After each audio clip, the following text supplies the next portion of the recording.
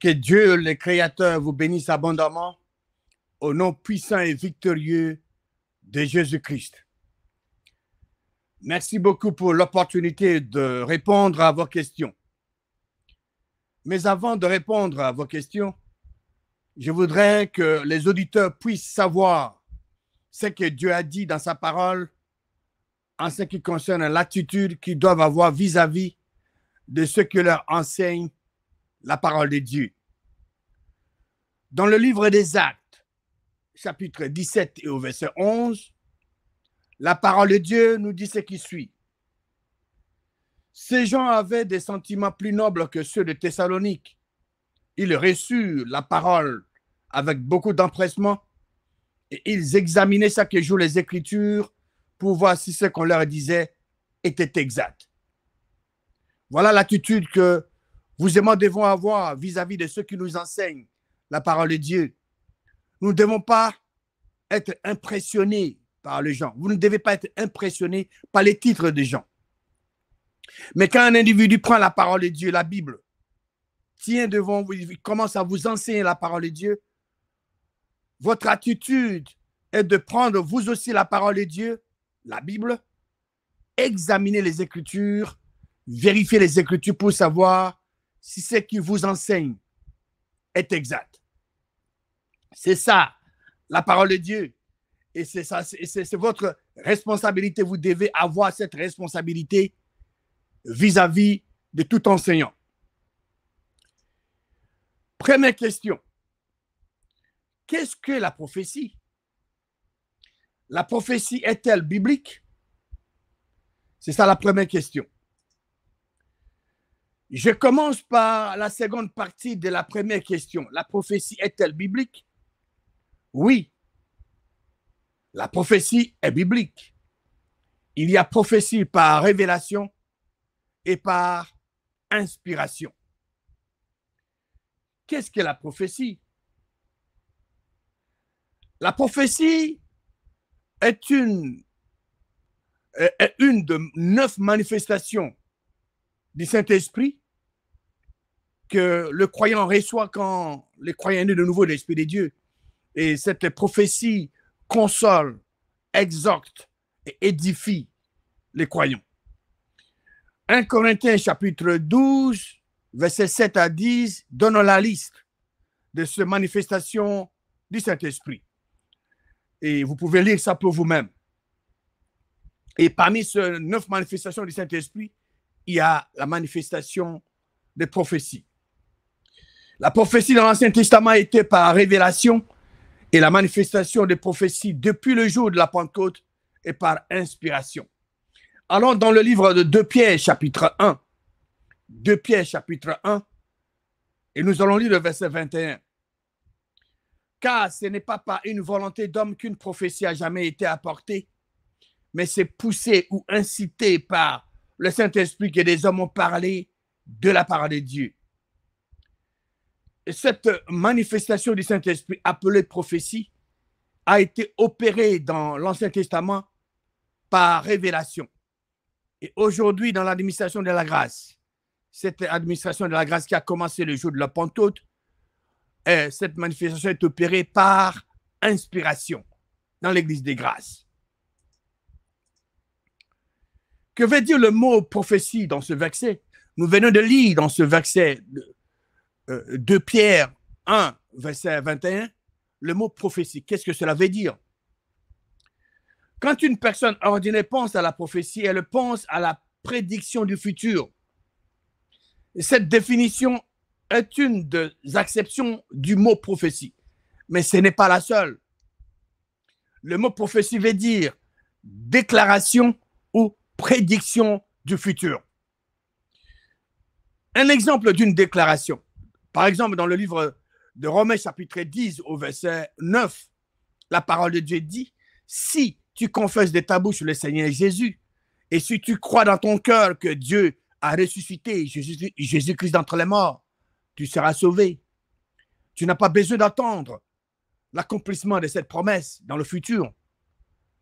Tu confesses de ta bouche le Seigneur Jésus. Maintenant, tu crois dans ton cœur que Dieu a ressuscité Jésus-Christ d'entre les morts, tu es sauvé. Tandis que pour une prédiction, nous avons un exemple dans le livre des Thessaloniciens, Thessaloniciens chapitre 4, qui nous parle de retour de Jésus-Christ. Christ reviendra. C'est plus sûr que la peau sur vos os. Il revient.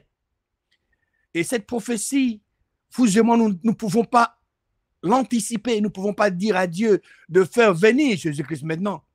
Mais cette prophétie s'accomplira un jour dans le futur, quand Dieu voudra, quand Dieu décidera d'envoyer Jésus-Christ sur cette terre. Parce que Jésus-Christ lui-même ne sait pas quand est-ce que Dieu va l'envoyer sur cette terre. Donc, prophétie signifie littéralement ce qui est prédit et ce qui est déclaré. Toute la Bible de Genèse 1:1 à Apocalypse 22:21 constitue soit une prédiction, soit une déclaration.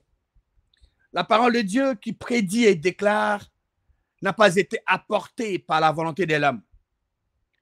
Moïse ne s'est jamais assis dans le désert en prenant son cahier de sténographie et en disant, eh bien, maintenant je vais écrire la parole de Dieu, je vais écrire la Genèse.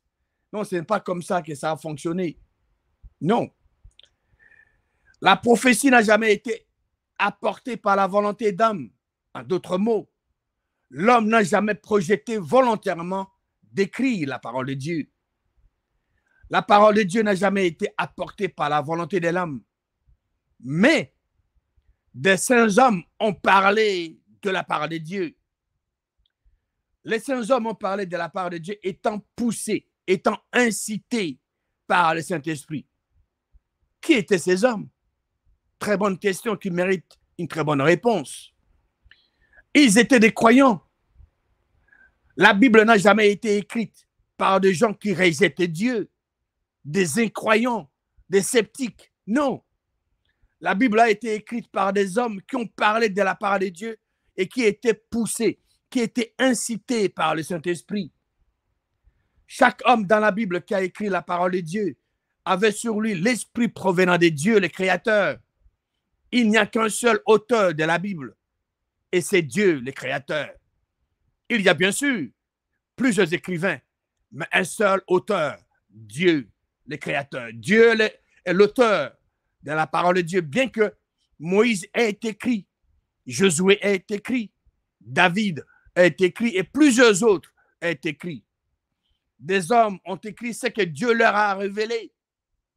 C'est ainsi que nous avons obtenu la parole insufflée par Dieu.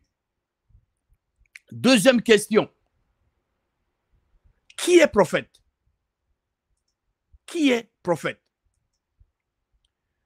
Dans l'administration de la grâce, dans laquelle vous et moi vivons aujourd'hui, cette administration qui a commencé le jour de la Pentecôte, les prophètes est un des 5 dons de ministère que Dieu a donné à l'Église du corps. À l'Église du corps, Dieu a donné les 5 dons de ministère qui sont apôtres, prophètes, évangélistes, pasteurs et docteurs. Vous pouvez trouver ça dans le livre d'Éphésiens, chapitre 4, verset 11.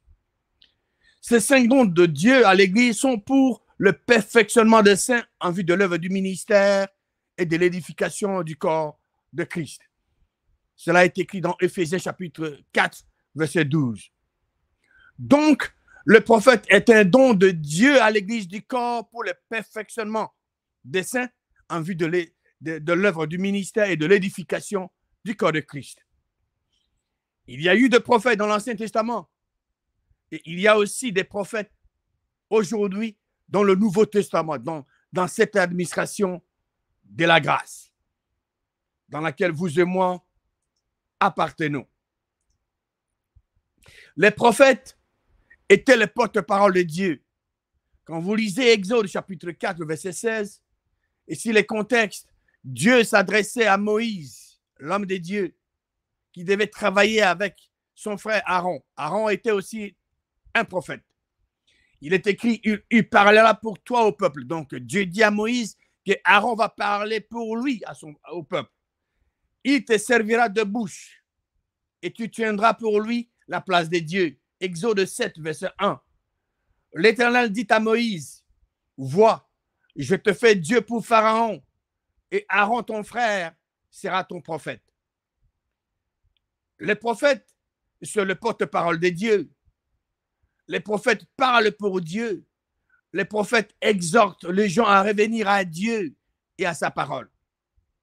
Comment le porte-parole de Dieu recevait-il ce qu'il disait?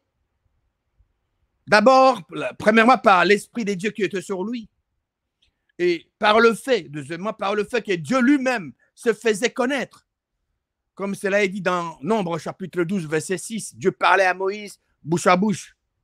Et troisièmement, par la parole écrite de Dieu. C'est la raison pour laquelle vous devez lire la parole de Dieu quotidiennement. Un prophète est celui qui parle pour Dieu au peuple de Dieu. Il travaille dans le corps des croyants. Un prophète est un homme qui parle pour Dieu au peuple de Dieu pour le ramener à la parole de Dieu et à la communion que le Père a ordonnée. Le prophète est les yeux et la bouche de Dieu auprès de son peuple.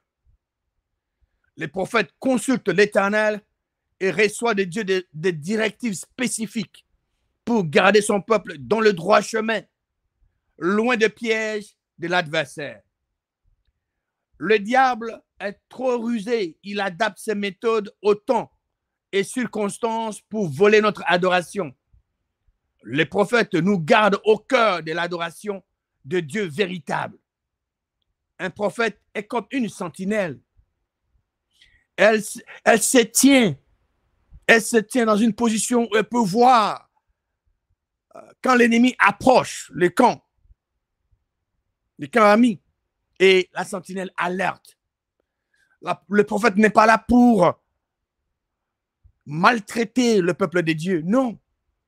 Il est là pour rappeler le peuple de Dieu à revenir à la parole de Dieu, à marcher dans le droit chemin. C'est ça le rôle d'un prophète. Vous pouvez lire Ézéchiel 33. Là, on parle des sentinelles. Question numéro 3. Troisième question. Quelles sont les conditions pour être appelé prophète? La première condition et la plus importante pour devenir un prophète, c'est qu'une personne doit recevoir l'Esprit de Dieu. Et cette personne doit être en harmonie avec Dieu, en marchant selon la parole de Dieu. Dans l'Ancien Testament, l'Esprit était sur les prophètes. Ils étaient oints et ils étaient appelés par Dieu le Créateur.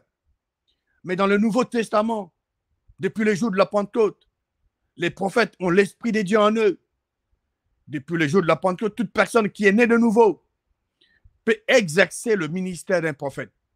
Pourquoi? Parce qu'une personne qui est née de nouveau de l'Esprit de Dieu reçoit donc l'Esprit de Dieu en lui, les dons qui viennent de Dieu, et ces dons permettent à l'individu d'opérer les 9 manifestations du Saint-Esprit et d'exercer les 5 dons de ministère.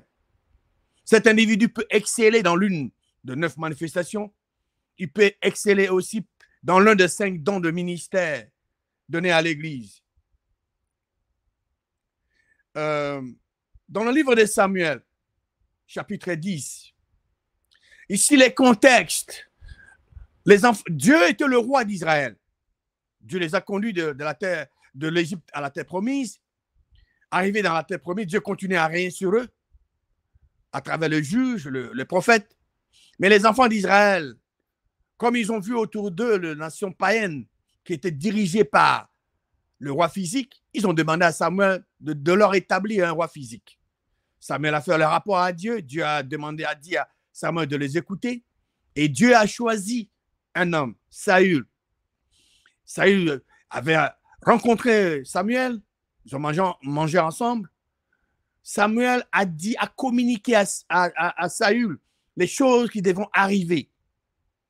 Et dans le verset 5 de 1 Samuel 10, il est écrit: après cela, Samuel parle à Saül: tu arriveras à Gibéa Elohim, où se trouve une garnison de Philistins.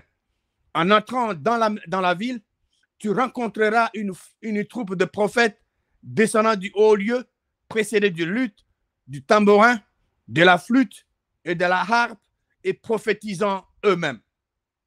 L'Esprit de l'Éternel te saisira. Tu prophétiseras avec eux. Vous voyez, l'Esprit de l'Éternel fera quoi? Il dit, l'Esprit de l'Éternel. Samuel dit à Saül, l'Esprit de l'Éternel te saisira. Tu prophétiseras avec eux et tu seras changé à un autre homme. Lorsque ces signes auront-tu pour toi leur accomplissement, fais ce que tu trouveras à faire, car Dieu est avec toi. Et au verset 10 à 11, dès que Saül il tournait le dos pour se séparer de Samuel, Dieu lui donna un autre cœur et tous ces signes s'accomplirent le même jour. Verset 10. Lorsqu'ils arrivèrent à Gibéa, voici une troupe de prophètes vint à sa rencontre. L'Esprit de Dieu les saisit. Et il prophétisa au milieu d'eux. D'abord, l'Esprit les saisit. Et qu'est-ce qu'il a fait? Il prophétisa au milieu d'eux. Verset 11. Tout ce qu'il avait connu auparavant vit qu'il prophétisait avec les prophètes. Et l'on se disait l'un à l'autre dans le peuple, qu'est-il arrivé au fils de Kis? Saül est-il aussi parmi les prophètes? Donc on voit l'esprit. Saül a d'abord reçu l'esprit et après il a prophétisé. Question numéro 4. Quatrième question. Y a-t-il des conditions pour aller chez les prophètes, solliciter la prière du prophète? Chaque personne qui a l'Esprit de Dieu en elle et qui connaît la parole de Dieu peut prier directement, peut s'adresser à Dieu directement, peut aller à Dieu le Créateur et lui ouvrir son cœur au nom de Jésus-Christ, sans contacter qui que ce soit. C'est ça. Et la plupart du temps, c'est comme ça. Mais la personne est libre d'aller voir un autre croyant ou une autre croyante fervente pour lui demander de croire avec elle. C'est possible. Ce n'est pas nécessairement d'aller voir un prophète, d'aller voir un dirigeant ou qui que ce soit. Lui-même d'abord, et il est libre. Donc l'individu est libre d'aller voir un autre frère, une autre sœur, pour qu'ensemble ils puissent croire. Voilà donc. C'est ça. Prenons l'exemple d'une personne qui est malade. Mais une personne qui est malade, la priorité d'abord, c'est la personne doit aller à Dieu. Prier. La personne elle-même doit croire les promesses de Dieu en ce qui concerne la santé.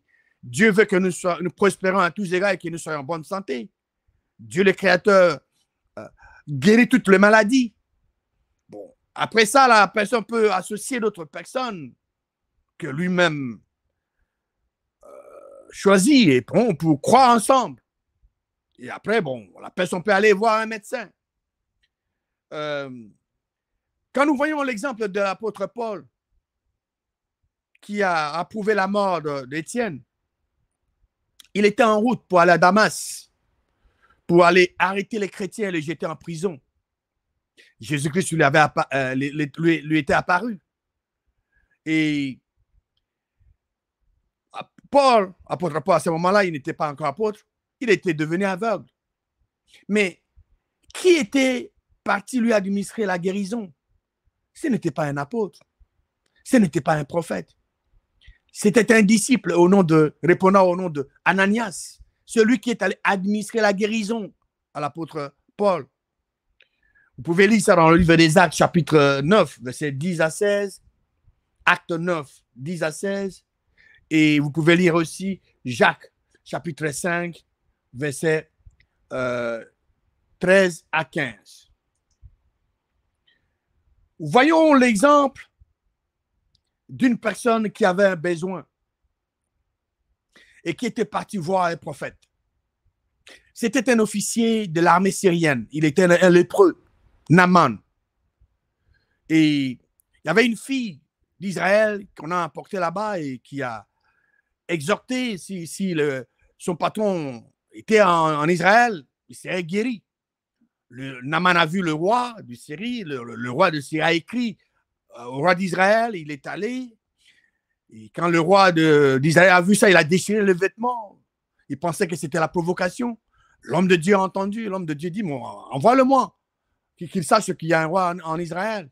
C'est dans le livre de 2 Rois, chapitre 5, verset 8, il est dit, Lorsque Élisée, l'homme de Dieu, apprit que le roi d'Israël avait déchiré ses vêtements, il envoya dire au roi, pourquoi as-tu déchiré tes vêtements? Laisse-le venir à moi, et il saura qu'il y a un prophète en Israël. Naaman vint avec ses chevaux et son char, et il s'arrêta à la porte de la maison d'Élisée. Élisée lui fit dire par un messager, va et lave-toi 7 fois dans le Jourdain. Ta chair deviendra saine et tu seras pur. Remarquez que le prophète Élisée n'est pas sorti pour aller rencontrer le général. Si aujourd'hui, un malade vient voir un prophète, que ce soit chez nous, mais le monsieur va l'ouvrir la porte, il y aura des honneurs, des histoires. Non, l'homme de Dieu n'était pas sorti. Il envoie son serviteur, dit au général d'aller se faire laver dans le Jourdain 7 fois. Il sera pur. Vous voyez comment Dieu fonctionne? Naaman fut irrité et il s'en alla en disant, voici, je me disais, il sortira vers moi. Il se présentera lui-même. Il invoquera le nom de l'Éternel, son Dieu. Il agitera sa main sur la place et guérira le lépreux. C'est ce que les gens aiment. Voir les prophètes, les pasteurs, qui que ce soit, faire des histoires, le faire tomber par terre. Pour eux, c'est ce moment-là que Dieu fonctionne. C'est du mensonge. Dieu n'a pas besoin de toutes ces choses. Regardons et lisons ici. L'homme de Dieu, le prophète, a envoyé son serviteur. Il dit au général, allez plonger, allez vous laver 7 fois. Il s'est irrité, il est mécontent. Il voulait que l'homme de Dieu sorte, mette la main sur lui et qu'on sorte. Non, l'homme de Dieu fonctionne avec Dieu.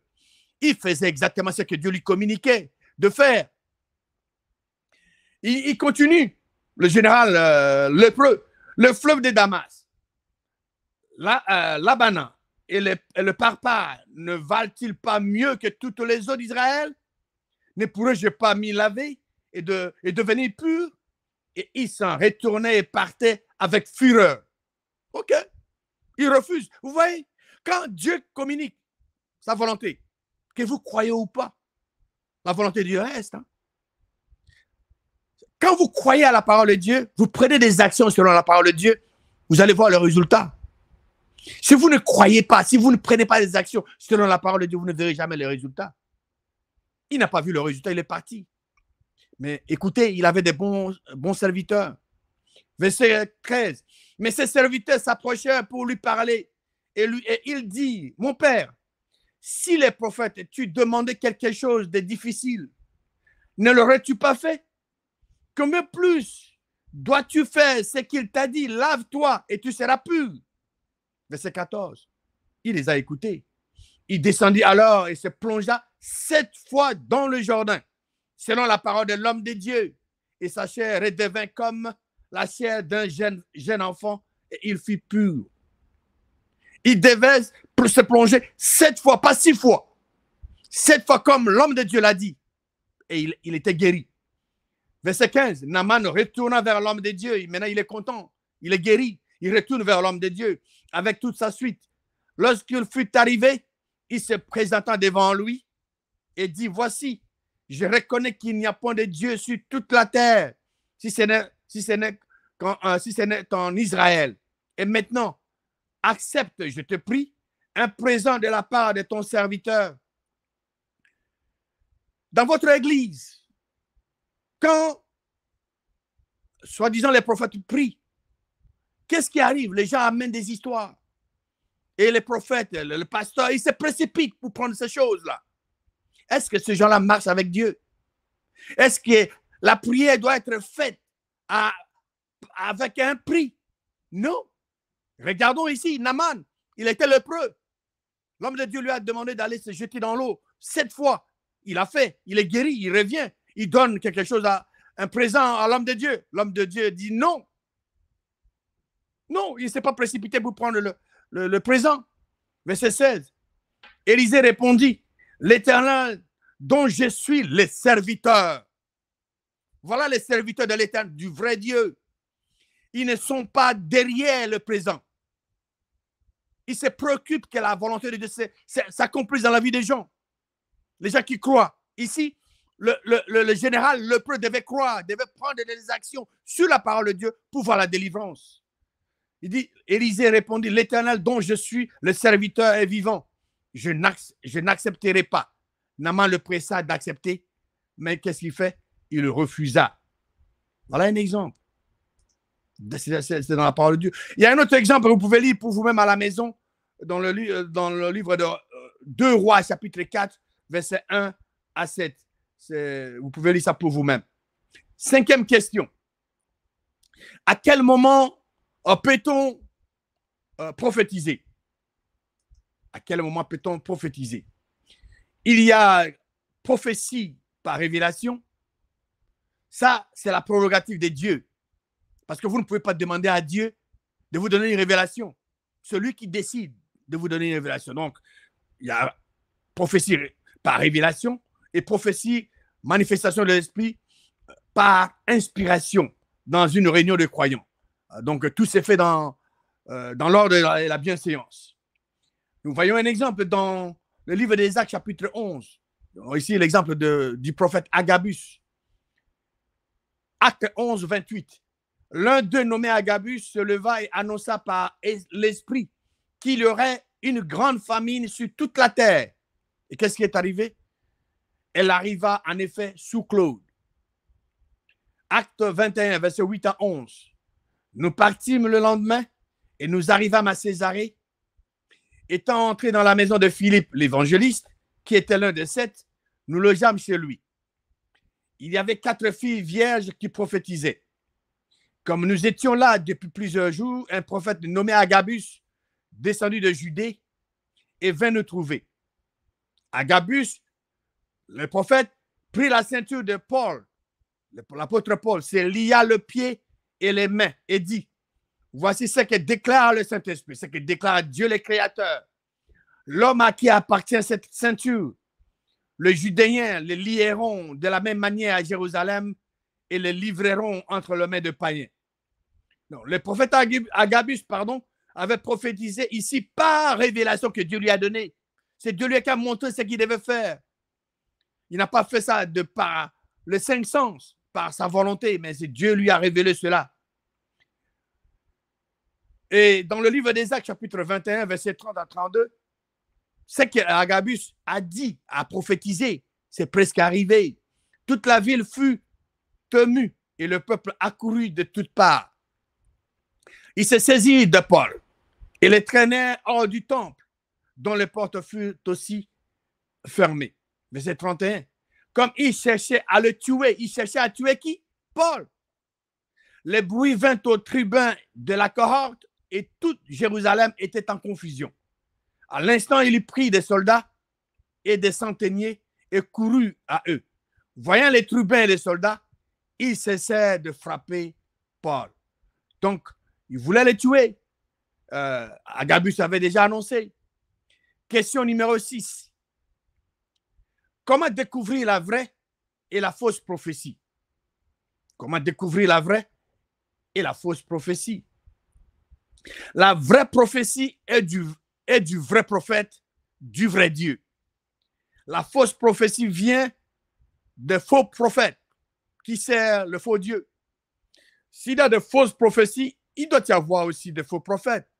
Et c'est ce que Dieu nous dit dans sa parole. Dieu dit qu'il y a eu parmi le peuple de faux prophètes. 2 Pierre, chapitre 2, verset 1, dit, il y a eu parmi le peuple de faux prophètes, et il y aura de même parmi vous de faux docteurs, qui introduiront des sectes pernicieuses et qui, régnant le maître qui les a rachetés, attireront sur eux une ruine soudaine.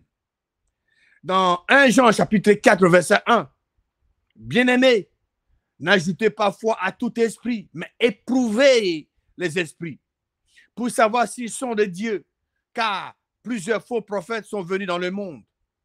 Car combien de faux prophètes sont venus dans le monde? La parole de Dieu dit que plusieurs faux prophètes sont venus dans le monde. Jésus-Christ a dit qu'il y a de faux prophètes. Cela est dit dans l'évangile de Matthieu, chapitre 7, et au verset 15. Gardez-vous des faux prophètes. Ils viennent à vous en vêtements de brebis, mais au-dedans, ce sont de loups ravisseurs. Jésus-Christ a dit, vous devez vous garder des faux prophètes. Ils sont nombreux, ils sont plusieurs dans ce monde. Alors, vous devez vous méfier de ce faux pasteur, pardon, de ce faux prophète. Ils sont nombreux dans ce monde. Pour découvrir la vraie et la fausse prophétie, nous devons connaître la parole de Dieu. C'est très important. La connaissance de la parole de Dieu est nécessaire. Allons dans le livre de Deutéronome, chapitre 18, et lisons ce que Dieu nous dit dans sa parole à ce sujet. Deutéronome 18, verset 21, dit, peut-être diras-tu dans ton cœur, comment connaîtrons-nous la parole que l'Éternel n'aura point dite? Verset 22, quand ce que dira les prophètes n'aura pas lieu et n'arrivera pas, ce sera une parole que l'Éternel n'aura point dite. C'est par audace que les prophètes l'aura dite. N'aie pas peur de lui. Il y a des gens qui se disent, qui sont des prophètes, n'est-ce pas? Ils disent par exemple à un jeune homme chômeur, l'année prochaine, tu vas trouver un meilleur emploi. Ou à une jeune fille, l'année prochaine, tu vas te marier. Ou tu vas aller en Europe, aux États-Unis. La vie sera meilleure. L'année arrive, et rien n'arrive. Et rien ne s'accomplit. C'est quoi ça? C'est du mensonge. Cela ne vient pas du vrai Dieu. Le Dieu qui a créé les cieux et la terre, la mer et tout ce qui s'y trouve, de par sa grandeur, il y a une chose qu'il ne peut pas dire, il ne peut pas faire. C'est impossible pour lui de faire, c'est quoi? Il ne peut pas mentir. Quand il dit quelque chose, ça doit s'accomplir quand les gens croient. Voilà. Donc, c'est ça. Donc, ce que cet homme dit et ça n'arrive pas, bon, vous savez que c'est un faux. Hein? Voyons l'exemple d'une vraie prophétie prononcée par un vrai prophète.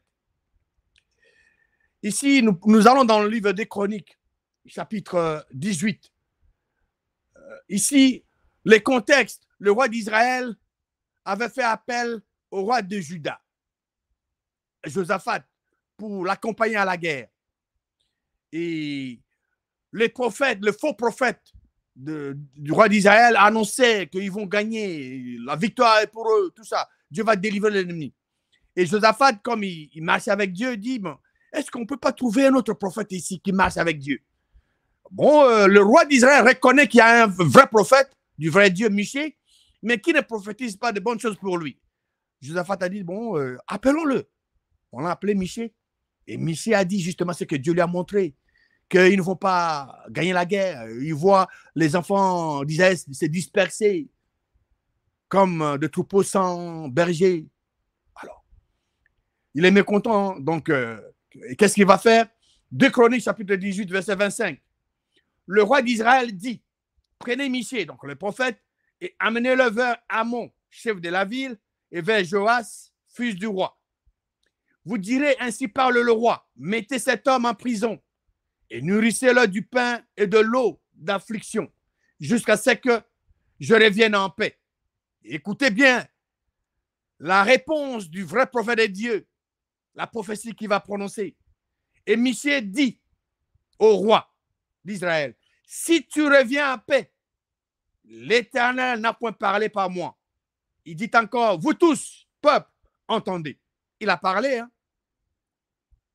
Le roi d'Israël et Josaphat, roi de Juda, montèrent, n'est-ce pas? Montèrent à Ramon en Galade. Le roi d'Israël dit à Josaphat, je veux me déguiser pour aller au combat, mais toi, revêt-toi de tes habits, pardon. Et le roi d'Israël se déguisa et ils allèrent au combat. De l'autre côté, le roi de Syrie avait donné cet ordre au chef de ce char. Vous n'attaquerez ni petit ni grand, mais vous attaquerez seulement le roi d'Israël. Donc le roi d'Israël le roi de Syrie était précis. Il s'occupait, il voulait seulement qu'il puisse attaquer le roi d'Israël. Il a donné des ordres spécifiques à cela.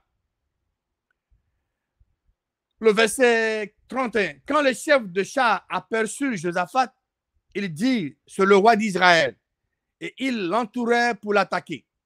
Josaphat poussa un cri et l'Éternel les secourut et Dieu les écarta de lui. Verset 32. Les chefs des chars, voyant que ce n'était pas le roi d'Israël, s'éloignèrent de lui. Alors un homme tira de son arc au hasard et frappa le roi d'Israël au défaut de la cuirasse. Le roi dit à celui qui dirigeait son char, tourne et fais-moi sortir du champ de bataille, car je suis blessé. Et écoutez maintenant le verset 34 de 2 Chroniques 18. Le combat devint acharné ce jour-là. Le roi d'Israël fut retenu dans son char en face des Syriens jusqu'au soir. Et il mourut vers le coucher du soleil. Qu'est-ce que le vrai prophète avait dit? Michée avait dit, si tu reviens en paix, l'Éternel n'a point parlé par moi, n'est-ce pas? Mais cela est arrivé. Il n'est pas rentré en paix. Question numéro 7. Septième question. Dans une famille où il y a un sorcier, le prophète peut-il dénoncer le nom du sorcier en question? Dans une famille où il y a un sorcier, le prophète peut-il dénoncer le nom du sorcier en question? Le vrai Dieu ne fait pas de dénonciation. Ça, il faut garder ça en tête. Si Dieu voit un mal, Dieu doit pourvoir des solutions à ce mal. Pas seulement dénoncer. Ça, ce n'est pas la nature du vrai Dieu. Le vrai Dieu est là pour apporter des solutions.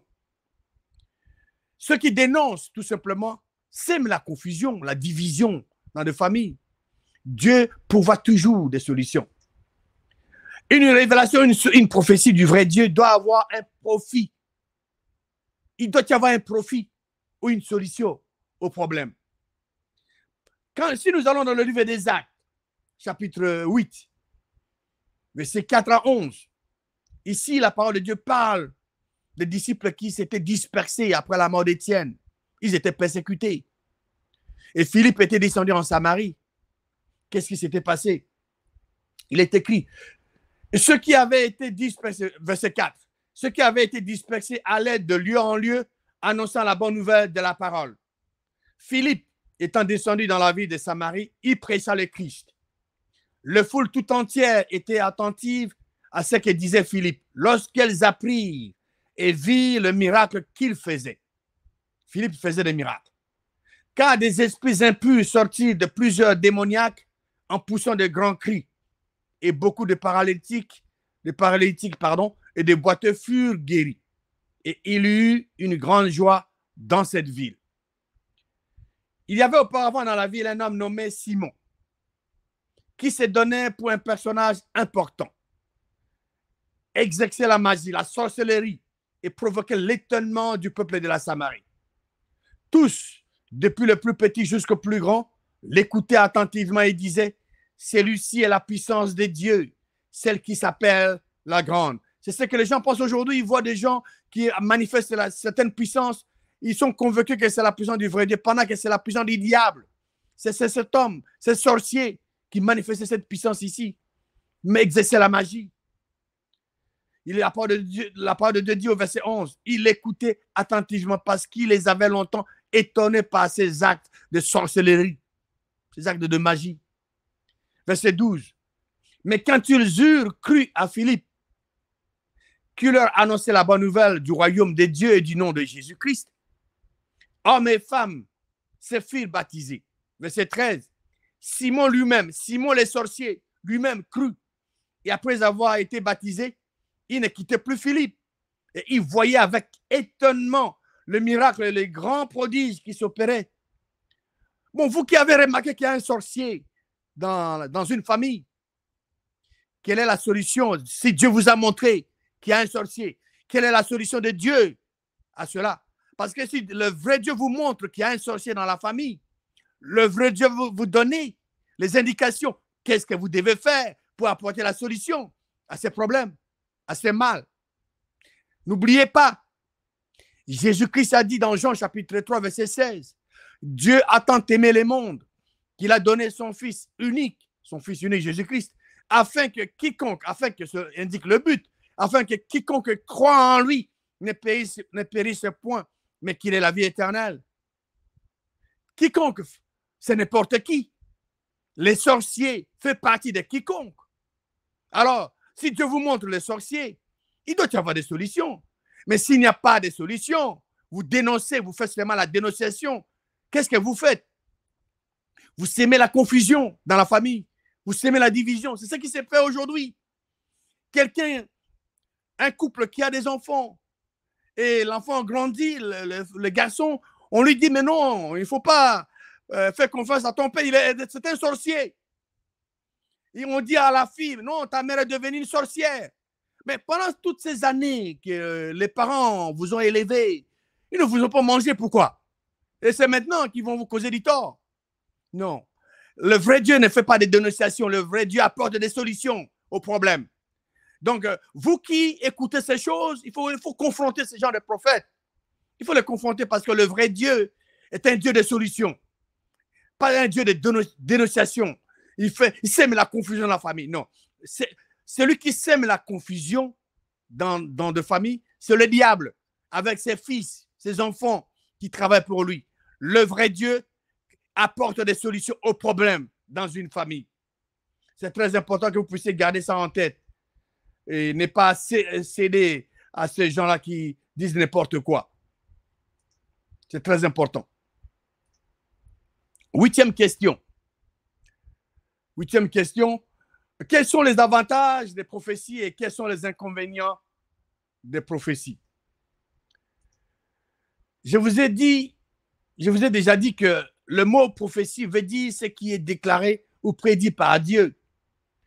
Du point de vue de Dieu, le Créateur, les prophéties de la parole de Dieu, les prophéties selon Dieu le Créateur, n'ont pas d'inconvénients. Parce que les prophéties selon le Créateur édifient, consolent, exhortent. La Bible est la parole et la volonté révélée de Dieu. La Bible est tout entière de Genèse, Apocalypse est remplie de prophéties.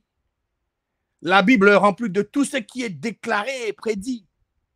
La Bible qui est lumière éclaire notre chemin. Elle nous permet de voir les obstacles afin de les contourner. Toute personne qui marche selon la prophétie de la parole de Dieu est bénie. Quand cette prophétie de la parole de Dieu est droitement divisée et que les gens croient à cette prophétie, les gens reçoivent de bons résultats que Dieu a promis. Quand cette prophétie de la parole de Dieu est mal divisée, comme c'est le cas aujourd'hui, si cette prophétie est mal enseignée et que les gens croient à cette prophétie, les gens reçoivent des conséquences. Ils ne vont pas recevoir les résultats, les bons résultats. Question numéro 9. 9e question. Que faut-il faire avec les faux prophètes? Que faut-il faire avec les faux prophètes? La parole de Dieu donne une réponse précise et claire à cette question. Nous allons dans le livre de Deutéronome, chapitre 18. Deutéronome 18 et au verset 20. Il est écrit: mais les prophètes qui auront l'audace de dire en mon nom, c'est Dieu qui parle ici, hein? Le Créateur, il parle. Mais les prophètes qui auront l'audace de dire en mon nom une parole que je ne lui aurai point commandé de dire, ou qui parlera au nom d'autres dieux, ces prophètes-là sera puni de mort. Jérémie 14. Lisons le verset 13 à 15. Il est écrit au verset 13. J'ai répondu: ah Seigneur éternel, voici les prophètes leur disent, vous ne verrez point d'épée, vous n'aurez point de famine, mais je vous donnerai dans ce lieu une paix assurée. C'est que les faux prophètes disaient au nom de Dieu, que vous ne verrez point d'épée, vous n'aurez point de famine, mais je vous donnerai dans ce lieu une paix assurée. Verset 14. Et l'Éternel dit à Jérémie, le prophète, c'est le mensonge que prophétisent à mon nom les prophètes. C'est quoi? Dieu dit, c'est le mensonge que prophétisent à mon nom les prophètes. Je ne les ai point envoyés. Je ne leur ai point donné d'ordre. Je ne leur ai point parlé. Ce sont des visions mensongères, de vaines prédictions, des tromperies de leur cœur qu'ils vous prophétisent. N'est-ce pas clair? Dieu est clair. C'est pourquoi, verset 15, c'est pourquoi ainsi parle l'Éternel sur les prophètes qui prophétisent en mon nom, sans que je les ai envoyés, et qui disent, il n'y aura dans ce pays ni épée, ni famine. Ces prophètes feront quoi? Ces prophètes périront par l'épée et par la famine. Ces prophètes feront quoi? Périront par l'épée et par la famine. Il y a des faux prophètes chez nous, dans notre pays. Je peux même dire 99% sont de faux. Bon, dans l'Ancien Testament, ils étaient exécutés. Hein. Ils mouraient. Bon, ici, chaque pays a ses lois. Bon, donc aujourd'hui, on ne peut pas le faire, mais il y a toujours des conséquences pour ceux qui font des choses comme ça, qui prophétisent des mensonges au nom de l'Éternel. Je prends l'exemple de 450 prophètes de Baal. De 450 faux prophètes de Baal. Et ils étaient là à la table de Jézabel, la femme d'Akab, le roi Akab. Ces 450 faux prophètes prophétisaient. Et Dieu avait dit à Élie, le prophète, d'aller rencontrer le roi Akab et de convoquer les 450 prophètes. Et il leur a demandé d'abord de faire sacrifice, parce qu'ils étaient nombreux, les 450 prophètes. Ils ont fait des sacrifices, ils ont crié, ils ont appelé leur Dieu, les diables. Ils ne répondaient pas. L'homme de Dieu s'est moqué d'eux. Arrivé à midi, donc lui-même, il a préparé les sacrifices, il a offert et Dieu a accepté les sacrifices de l'homme de Dieu. Lisons Dieu a accepté par le feu qui a dévoré les sacrifices. Lisons le verset 39. Quand tout le peuple vit cela, ils tombaient sur leur visage et dit, c'est l'Éternel qui est Dieu, c'est l'Éternel qui est Dieu. L'Éternel Dieu avait répondu au prophète Élie par le feu qui avait consumé les sacrifices. Et qu'est-ce que le prophète Élie avait fait avec ces faux prophètes? Verset 40, il dit, saisissez les prophètes de Baal, leur dit Élie, qu'aucun d'eux n'échappe. Et le peuple, donc les gens, les saisis, ils ont saisi les 450 prophètes de Baal. Et Élie les fit descendre au torrent de Kison, où il les égorgea. Pourquoi les prophètes Élie égorgea les 450 faux prophètes de Baal? Parce que l'Éternel lui avait dit par révélation de le faire. Ces prophètes de Baal étaient nés de nouveau de la mauvaise sémence, de la sémence du diable. Quelqu'un qui est né de nouveau de la sémence du diable ne peut pas devenir fils de Dieu. Quelqu'un qui est fils de Dieu, qui a la sémence de Dieu en lui, ne peut pas devenir fils du diable. Les 450 prophètes de Baal étaient nés de la mauvaise sémence. Alors, la seule solution pour se débarrasser d'eux, c'est de couper leur tête. C'est ce que l'homme de Dieu a fait. Donc, il les a coupés la tête. Aujourd'hui, vous ne pouvez pas le faire, comme je venais de le dire. Dans l'Ancien Testament, ils l'ont fait. Aujourd'hui, quand vous osez, on vous arrête. On vous met en prison. Question numéro 10. Mais il y a toujours des conséquences. Hein. 10e question. Les miracles sont-ils opérés seulement par les prophètes et les chefs des églises? Ça, c'est la question. Les miracles sont-ils opérés seulement par les prophètes et les chefs des églises? Nous allons dans la parole de Dieu pour trouver la réponse. Examinons ce que Jésus-Christ avait dit à ses apôtres dans son corps ressuscité. Vous savez, Jésus-Christ était mort, enseveli 3 jours et 3 nuits dans la tombe. Dieu, par sa puissance infinie, l'a ressuscité des morts.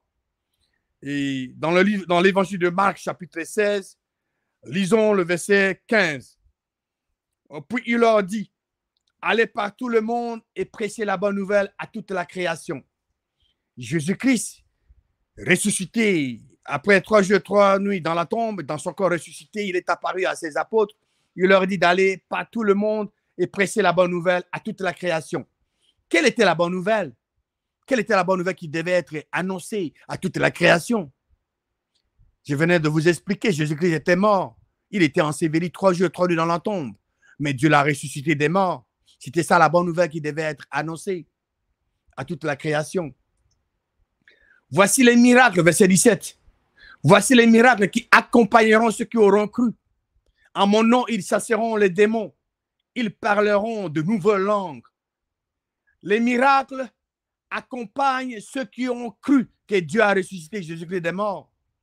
Si les prophètes croient, si les chefs des églises croient que Dieu a ressuscité Jésus-Christ des morts, alors les miracles vont les accompagner. Mais selon la parole de Dieu que nous venons de lire, les miracles accompagnent ceux qui ont cru. Ce sont ceux qui ont cru que les miracles vont accompagner. Ils saisiront des serpents par hasard. S'ils boivent quelques breuvages mortels, il ne leur fera point de mal.